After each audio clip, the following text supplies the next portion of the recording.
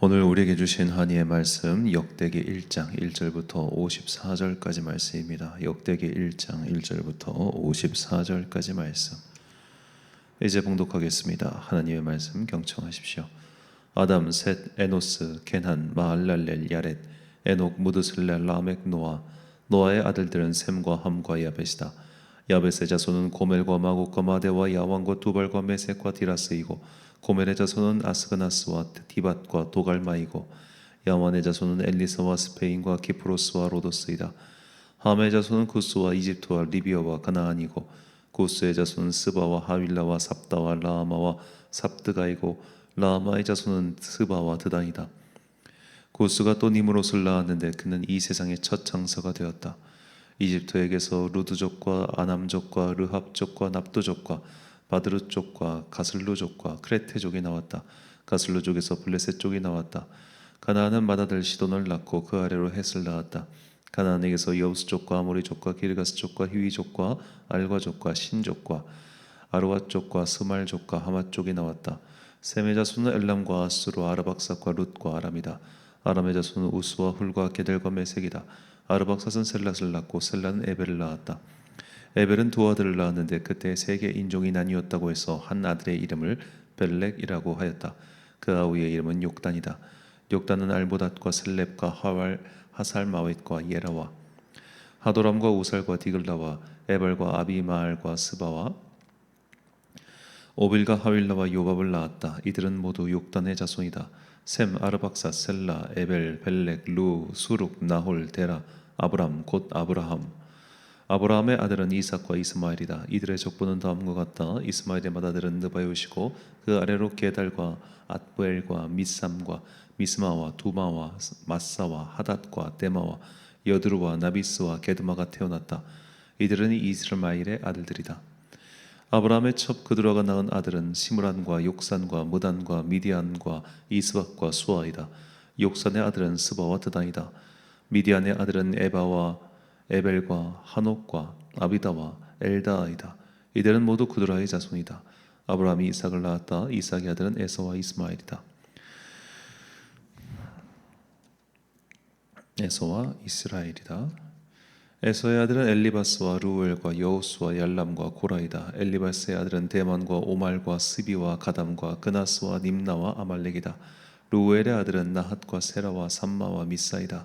세일의 아들은 로단과 소발과 시므온과 아나와 디손과 에셀과 디산이다. 로단의 아들은 호리와 호맘이며 로단의 누이는 딥나이다. 소발의 아들은 알냔과 마나핫과 에발과 스비와 오남이다. 시몬의 아들은 아야와 아나이다. 아나의 아들은 디손이고 디손의 아들은 하므란과 에스반과 이드란과 그란이다. 에셀의 아들은 빌한과 사완과 야아간이다. 디산의 아들은 우수와 아란이다. 이스라엘 자손을 다스리는 왕이 있기 전에 에돔 땅을 다스리는 왕은 다음과 같다. 보올의 아들 벨라가 딘하바의 도움을 저어가고 왕이 되었다. 벨라가 죽으니 보스라 사람 세라의 아들 요밥이 그의 뒤를 이어 왕이 되었고, 요밥이 죽으니 대만 지방의 사람 후삼이 그의 뒤를 이어 왕이 되었고, 후삼이 죽으니 브닷의 아들 하닷이 그의 뒤를 이어 왕이 되었는데, 그는 모압 평지에서 미디안을 쳐서 무찌른 사람이다. 그는 도읍을 아윗으로 옮겼다. 하닷이 죽으니 마스레가 사람 삼라가 그의 뒤를 이어 왕이 되었고, 삼라가 죽으니 유프라테스 강가에 살던 르호봇 사람 사울이 그의 뒤를 이어 왕이 되었고, 사울이 죽으니 악볼의 아들 바알 하나니 그의 뒤를 이어 왕이 되었고, 바알 하나니 죽으니 하닷이 그의 뒤를 이어 왕이 되었는데, 그는 도읍을 바이로 옮겼다. 그의 아내의 이름은 무헤다벨인데 그는 마드렛의 딸이요 메사압의 손녀이다. 하닷이 죽었다. 에돔의 족장은 딥나 족장과 얄라 족장과 예뎃 족장과 오올리바마 족장과 엘라 족장과 비논 족장과 그나스 족장과 대만 족장과 밉살 족장과 막디엘 족장과 이람 족장이다. 이들이 에돔의 족장이다. 아멘. 나의 출발점은 어디인가라는 제목으로 하나님의 말씀 선포하겠습니다. 우리나라에서 어떤 역사학자의 조상격, 그러니까 우리나라에서 역사학을 본격적으로 시작한 사람은 보통 단재 신채호 선생으로 알려져 있죠. 이 단재 신채호 선생은 독립운동가이기도 한데 그의 나이 27살 때 을사능약으로 우리나라 국권이 침탈당했습니다. 그래서 그는 이제 독립운동을 하는데 그의 독립운동 방향이 바로 역사 공부와 역사를 알려주는 거였어요.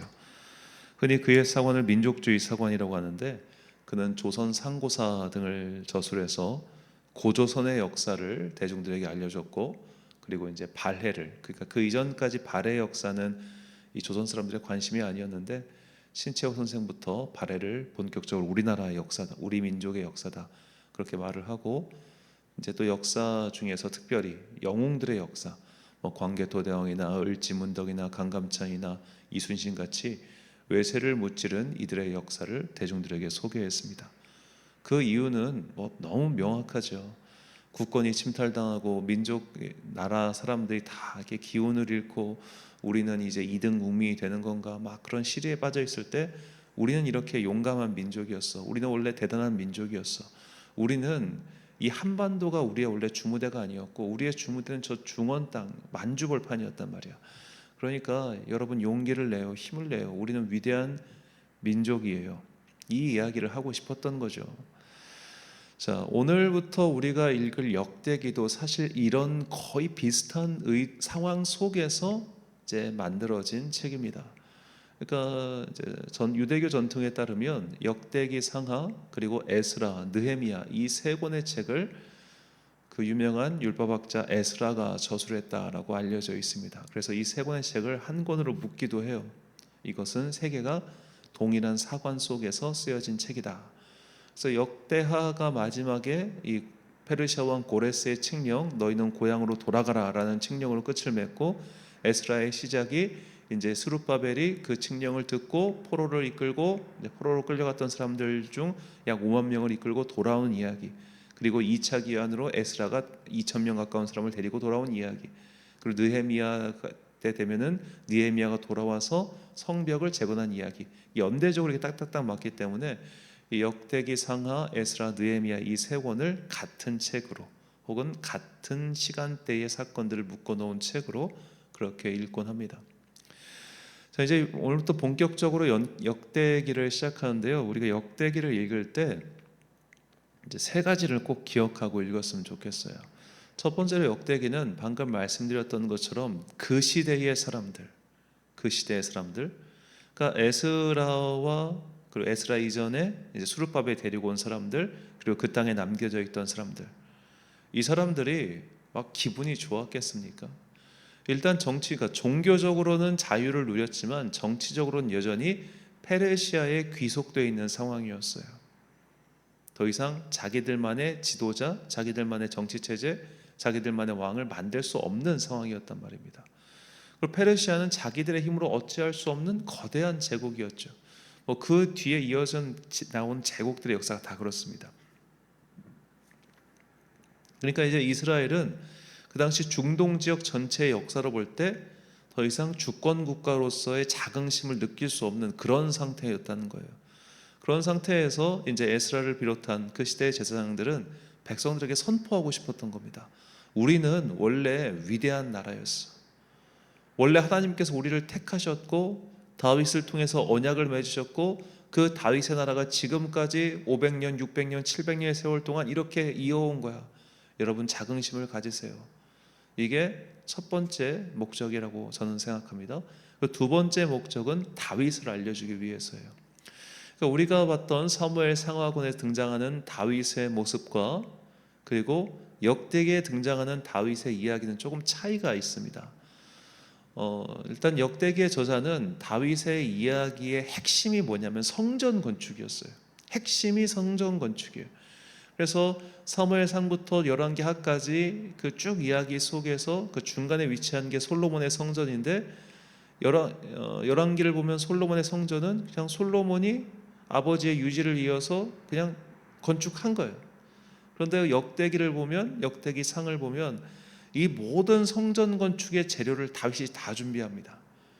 솔로몬의 성전 건축보다 거의 사실 다윗의 성전 건축이나 진배 없죠. 재료를 다 준비하고 모든 재원을 준비했으면 그 사람이 건축한 거나 다름없죠. 그 정도로 다윗을 중심적으로 다루고 있어요. 그러니까 이 에스라라고 하겠습니다. 이 역대기를 저술한 에스라에게 있어서 가장 중요한 사건은 다윗과 맺은 언약 사건인 거예요. 다윗과 맺은 언약 사건. 우리는 이 다윗 왕국의 후손들이니까. 그리고 하나님께서 다윗과 이런 언약을 맺은 것은 그가 둘도 없는 신실한 사람이었기 때문이죠. 그래서 저자가 이 사건을 통해 궁극적으로 무엇을 말하고 싶느냐? 우리가 지금은 이렇게 짜그라져 있지만, 우리가 지금 이렇게 바닥을 기고 있지만, 하나님께서 신실하신 다윗을 통해서 새로운 언약을 맺고 그의 나라를 든든하게 하셨듯이 오늘 우리가 하나님의 말씀에 따라 단단한 생활, 흔들림 없는 생활, 그런 순전한 삶을 이어가면 우리와도 다윗과 같은 언약을 맺으셔서 우리를 강하게 해주실 거야. 여러분, 이런 역사적 사건들을 통해서 하나님을 믿으세요. 이게 저자의 의도인 거죠. 그래서 저자는 세 번째로 유일하게, 성경에서 유일하게 예루살렘 성전에서 레위인들이 무슨 일을 했는지를 자세하게 소개합니다. 그러니까 그러니까 뭐 출애굽기, 레위기, 민수기를 보면은 성막에서 레위인들이 무슨 일을 하는지 자세히 나와 있죠. 근데 예루살렘 성전 체제가 되고 나서 성전에서 레위인들이 무엇을 했는지는 바로 이 역대기 상하가 기록해 있습니다. 그러니까 역대기 상하를 읽을 때 이 세 가지 사건, 그 당대에 이 엎어진 사람들을 위해서, 두 번째로 다윗 언약, 세 번째로 예루살렘 성전에서 레위인들의 역할. 왜 레위인들의 역할을 이렇게 강조했냐면 결국 예배의 회복이죠. 지금 이제 이 역대기가 그리고 있는 성전의 모습은 제1성전, 솔로몬의 성전이지 않습니까? 근데 이 역대기의 저자가 활동했던 당시에 있던 성전은 수룹바벨의 제2성전이었어요. 1성전과 2성전은 비교가 불가능할 정도로 2성전이 훨씬 초라했습니다. 그렇다 하더라도 우리의 원형, 우리가 한때는 이렇게 예배를 드렸고 이렇게 제사를 드렸어. 그러니까 우리가 이걸 기억하고 지금 우리도 그런 모습으로 예배를 회복해야 돼. 이것까지 염두에 두고 역대기를 저술했다. 이렇게 보시면 되겠습니다. 그래서 역대기는 사실 읽기가 좀 어려워요. 1장부터 9장까지 이 이스라엘 민족의 족보가 나오는데 일단 이름과 지명이 사실 우리에게 전혀 익숙하지 않은 지명이고, 또 사실은 뭐 오늘 현실을 살아가는 우리에게 이런 지명과 이름이 뭐에 그리 중요하겠습니까? 우리가 전공자가 아닌 이상은. 그러다 보니까 1장부터 9장까지가 좀 읽기 힘든 부분인데 이 부분을 좀 잘 넘겨가면 그 다음부터 우리가 잘 아는 다윗의 이야기, 왕들의 이야기가 나옵니다. 자, 오늘 본문 1장의 핵심 인물은 이제 본문 27절과 28절에 나오는 아브라함이죠. 27절, 28절. 아브람 곧 아브라함은 조상들이요 아브라함의 자손은 이삭과 이스마엘이라. 자, 1장을 보면 아브라함, 이삭, 그리고 이스라엘 곧 야곱까지 이 믿음의 3대들이 쭉 나오죠. 그들의 이름만 나올 뿐 그들의 사건은 나오지 않습니다. 자, 1절부터 아담 그리고 노아의 자손들, 아브라함의 자손들의 이야기. 그러니까 이 족보가 보면은 이게 아담으로부터 시작해서 쭉 퍼졌다가 노아로 들어갔다가 다시 노아에서 셈, 함, 야벳으로 쭉 퍼졌다가 다시 또 아브라함으로 탁 이렇게 이게 퍼졌다가 줄어들었다가 퍼졌다가 줄어들었다가 이 모습이 이제 1장에 나오는 족보의 모습이에요. 그러니까 저자가 이 태초부터 시작해서 여러 민족의 갈래를 설명하면서 우리들의 민족의 갈래는 어디서부터 왔는가를 설명하고 있는 거죠. 즉 여러분들이 생각하고 있는 이 세계는 이렇게 시작되었고 여기까지 온 거야 라는 것을 그 당시 사람들에게 되새겨 주기 위해서 이 책을 쓴 겁니다. 자, 역대기의 저자는 백성들에게 외칩니다. 우리는 아브라함의 자손이며 약속의 자손이다. 그리고 하나님께서는 우리 민족의 화려한 전성기를 연 다윗 같은 사람을 통해서 위대한 역사를 만들어 주셨다. 그러니 우리가 어디서부터 왔으며 어디로 가야 하는 존재인지 우리의 뿌리가 어디인지를 깨닫고 이제부터라도 하나님께 집중하는 삶, 하나님의 율법을 준수하는 삶을 산다면 다윗 시대와 같은 영광을 재현해 주실 것이다. 이것이 당시 독자들에게 전하고 싶었던 에스라의 메시지이며 오늘 우리에게 주시는 주님의 메시지이기도 하죠. 자, 우리도 이 포로기에서 돌아왔으나 그리고 성전을 재건했지만 뭘 어떻게 될지 모르는, 너무 막 상황이 한심하고 어렵고 힘들고 그냥 하루하루를 살아가는 것조차 버거운 그런 상황에서 우리도 길을 잃을 때가 있지 않습니까? 이제부터 뭘 하지? 내가 뭘 어떻게 해야 되지? 내가 아무리 뭘 해도 상황은 변하지 않는데, 현실의 모습은 그대로인데 도대체 하나님께서 나한테 뭘 원하시는 걸까, 이 시대에. 그런 고민들 우리가 하죠. 그러니까 과거처럼 이제 성도들이 그저 목사 한 명, 아유 우리 목사님 똑똑하시니까 잘 알아서 하시겠지 라고 해서 목사 한 명만 바라보며 그의 말에만 순종해서 이 현실을 극복해가는 그런 시대를 지금 우리가 살고 있지 않잖아요. 지금은 너무나 불확실한 시대, 학교에서 배운 것이 전혀 소용이 없는 시대, 각자가 현장에서 자신들만의 길을 개척해 나가야 되는 그런 험난한 시대를 살고 있기 때문에 우리는 다들 고민이 많아요. 우리는 다들 어려워해요. 내가 어디로 가야 될지, 어떻게 해야 될지, 그런 고민들을 다들 가슴속에 묻고 살고 있습니다. 이렇게 뭔가 내가 어디로 가야 될지 모를 때, 혹은 나의 믿음의 방황이 찾아왔을 때, 우리는 각자의 믿음의 출발점으로 돌아가야 합니다. 그 출발점이 어떤 동기에서 시작되었던 우리가 예수님을 믿기로 결단한 것은 분명히 사실이죠. 내가 부모의 손에 이끌려 교회에 나왔던, 배우자의 손에 이끌려 교회에 나왔던, 내가 적어도 세례 교인이 되었다면 그 세례를 할 때는 옆에서 다른 사람이 고백하는 게 아니라 내가 고백하는 것 아닙니까? 내가 주님을 믿기로 결단하고 고백했고, 그래서 교인이 되었고 성도가 되었고 여기까지 이른 것이 사실입니다. 그렇다면 나는 왜 이 믿음의 길에 들어섰는가? 내 믿음의 뿌리, 내 신앙의 출발점, 우리가 그것을 항상 잊지 말아야 하는 것이죠. 그래야만 길을 잃었을 때, 앞으로 어찌해야 할지 모를 때 그 출발점이 우리를 새로운 길로 인도합니다. 종교개혁자들도 마찬가지였습니다. 당시 사람들은 가톨릭 교회가 말하는 괴상한 교리들에 큰 의문을 갖고 있었습니다. 그래서 당시 사람들이 성경을 펼쳐봤어요. 그것도 잘못된 번역이 많은 라틴어 성경이 아니라 히브리어와 헬라어 원문의 성경을 살펴보기 시작했습니다. 그래서 나온 표어가 근원으로 돌아가자라는 표어고, 이게 라틴어로 아드 폰테스란 말이에요. Back to the page, 근원으로 돌아가자. 신앙의 출발점으로 교회의 시작인 초대교회와 성경으로 그들은 돌아갔고, 그래서 지금 자신들이 무엇을 잘못하고 있는지, 어떤 잘못된 길로 가고 있는지를 발견했고, 그 덕분에 우리가 가야 할 바른 길을 가게 되었습니다. 우리 각자의 신앙생활도 마찬가지입니다. 내가 성령님의 임재를 처음 경험했을 때, 내가 살아있는 말씀의 사건을 처음 경험했을 때, 내가 예배 때 하나님의 임재를 처음 경험했을 때, 뜨거운 마음으로 주님을 향해 부르짖었을 때, 내 삶의 위기에서 건지신 하나님의 섭리를 발견하고, 내가 정말로 그저 입술의 감사가 아니라 살아있는 감사를 드렸을 때 등등, 내 믿음의 출발점 또는 내 믿음 생활의 새로운 전기를 맞이하게 해준 사건들, 그러한 내 믿음의 뿌리적 사건, 근원을 잊지 않고 길을 헤맬 때마다 그 근원으로 돌아갈 때, 우리는 그저 안개 속에서 빙빙 도는 그런 인생이 아니라 우리에게 주어진 소명의 길을 끝까지 갈 수 있게 됩니다. 베드로 사도는 우리 각자 이 믿음의 출발점을 꼭 기억하고 예수님을 다시 따라가라고 다음과 같이 권면합니다. 베드로전서 2장 21절과 25절 말씀. 이를 위하여 너희가 부르심을 받았으니 그리스도도 너희를 위하여 고난을 받으사 너희에게 본을 끼쳐 그 자취를 따라오게 하려 하셨느니라. 너희가 전에는 양과 같이 길을 잃었더니 이제는 너희 영혼의 목자와 감독 되신 이에게 돌아왔느니라. 아멘.